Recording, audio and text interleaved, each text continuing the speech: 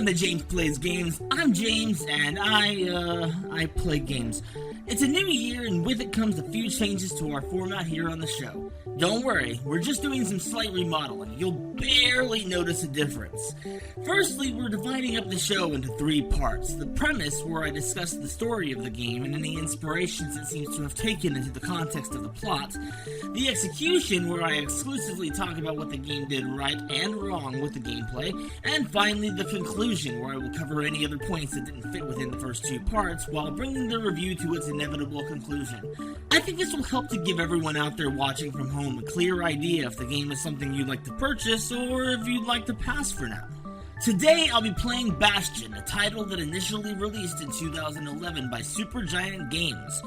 Will I enjoy it? Will I hate it beyond compare? Let's find out in the premise. Bastion is one of those games that I couldn't really get into, but as time went on, I discovered that I actually enjoyed it more than I led myself to believe at first. Taking place in the wake of a cataclysmic event known as the Calamity, you play as the Kid, who, armed with his trusty hammer, must defeat the creatures known as Gasfellas and retrieve mystic cores in an effort to rebuild civilization on your Bastion, or a place or system in which something, in this case society, continues to survive, according to Merriam-Webster. Throughout the game, your overall goal changes from collecting cores to collecting shards, which will lead you to the conclusion that I will not spoil in this review.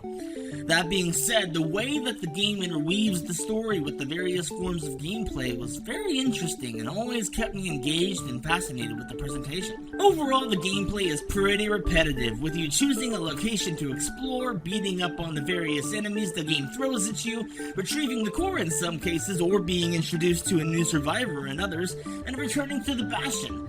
However, I think this repetition actually benefits the game because the control scheme and battle style is really conducive to a top-down beat-em-up, which is basically what Bastion really is. Then, when you finally get lulled into that false sense of security that comes with a pattern, it shakes you out of it and allows you to experience something new, which is a really awesome concept. One thing that I figured out pretty early on is that Bastion is a very difficult game, and it doesn't help that it seems as if leveling takes place at a very slow pace, making grinding one of the most difficult things to do. From what I could guess, and I don't know this for certain, but I'm assuming that there were only 10 levels, which would definitely explain the difficulty, but I would be lying if I said it didn't irritate me. I will commend the variety of weapons that you can use during the course of the game, and the upgrades for said weapons help you become a walking force of nature. I felt myself trying to achieve the various upgrades, but at the same time I really stuck to a couple of weapons that I found worked against the enemies that I faced. As I mentioned, the music was one of the first things that I noticed when playing Bastion. It utilizes really awesome Western-styled acoustic guitar along with heavy-hitting drum and bass tracks that really help to convey that artistic steampunk universe that the title is set within. There are also some really awesome vocal tracks that are used in the title that pleasantly contrast with the aforementioned instrumentals. There's a minimum of voice acting, largely performed by voice actor Logan Cunningham, portraying an elderly stranger that you meet in your travels, and Ashley Barrett as a character that you meet sometime later in the game, but what is there adds to the experience and doesn't in any way take from the environment that the game presents. As a whole, I was very pleased with what I received from Bastion, and highly recommend picking it up at its normal price of $14.99 for the game, or $24.98 for the package with the game and soundtrack via Steam. Thanks for watching James Plays Games. Did you agree with my review of Bastion?